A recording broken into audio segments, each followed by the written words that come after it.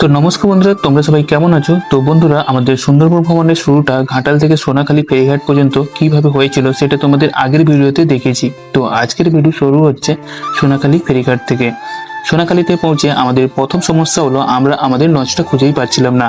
তো আমাদের বলা হয়েছিল লঞ্চের নাম সব্যসাচী। একে একে করে আমরা লঞ্চের নাম দেখলাম, কিন্তু আমাদের লঞ্চের দেখা নেই। তো আমাদের আগের দিন একটা কন্ট্যাক্ট নাম্বার দেওয়া হয়েছিল, তো সেই নম্বরে ফোন করতে আমরা জানতে পারলাম আমাদের লঞ্চ একদম শেষ প্রান্তে দাঁড়িয়ে আছে। তো আর দেরি না করে আমরা গিয়ে লঞ্চে উঠে পড়লাম। তো বেশ কিছুক্ষণ অপেক্ষা করার পর অবশেষে লঞ্চ ছাড়লো। আর লঞ্চ ছাড়ার সঙ্গে সঙ্গেই মনটা একদম ভালো হয়ে গেল। তো সুন্দরবনে এটাই ছিল আমার প্রথম ভ্রমণ, তাই একটু বেশি আমি উৎসাহী ছিলাম। কিছুক্ষণ পরেই চলে এলো সকালের জলখাবার আর গরম চা। তো খিদে অবশ্য অনেক আগে থেকেই পেয়ে গিয়েছিল। জলখাবার খেতে খেতে নদীর দুপাশের সুন্দর দৃশ্য দেখতে দেখতে এগিয়ে চলেছি। এরপর আবার চলে এলো চিংড়ি পকোড়া আর চা। নদীর মাঝে বসে এমন পরিবেশ আর চা, চিংড়ি পকোড়া, ব্যাপারটা একদম আলাদা। তারপর অবশেষে আমরা পৌঁছে গেলাম গোসাবায়। গোসাবার লঞ্চ থেকে আমরা হাঁটতে শুরু করলাম এবং পৌঁছে গেলাম হ্যামিল্টন সাহেবের বাংলোতে।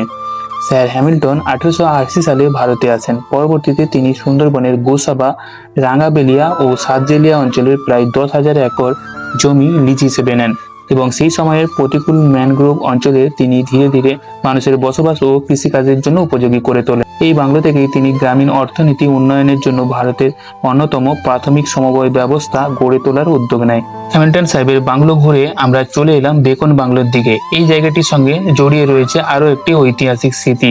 1932 সালে 29শে ডিসেম্বর স্যার হ্যামিল্টন সাহেবের আমন্ত্রণে কবিগুরু রবীন্দ্রনাথ ঠাকুর গোসাবায় এসেছিলেন।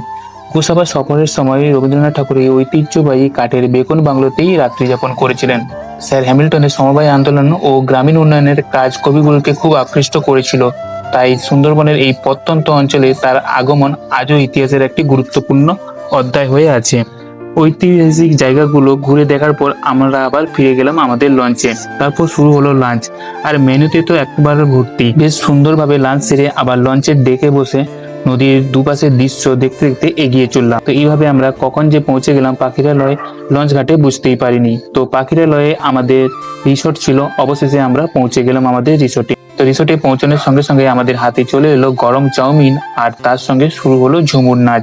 সারাদিন ভ্রমণের পর সবাই মিলে গান, নাচ আর আড্ডায় একেবারে জমিয়ে উপভোগ করেছিল। তারপর ঘড়ির কাঁটা যখন রাত্রি 9টা, তখন চলে এলো রাতের খাওয়া দাওয়া সেরে আমাদের সুন্দরবন ভ্রমণের প্রথম দিন শেষ হলো। তো এই ছিল সুন্দরবন যাত্রার প্রথম দিনের গল্প। তোমাদের কেমন লাগলো অবশ্যই কমেন্টে জানিও। দেখা হবে পরবর্তী ভিডিওতে। ততক্ষণ তোমরা খুব ভালো থেকো, সুস্থ থেকো।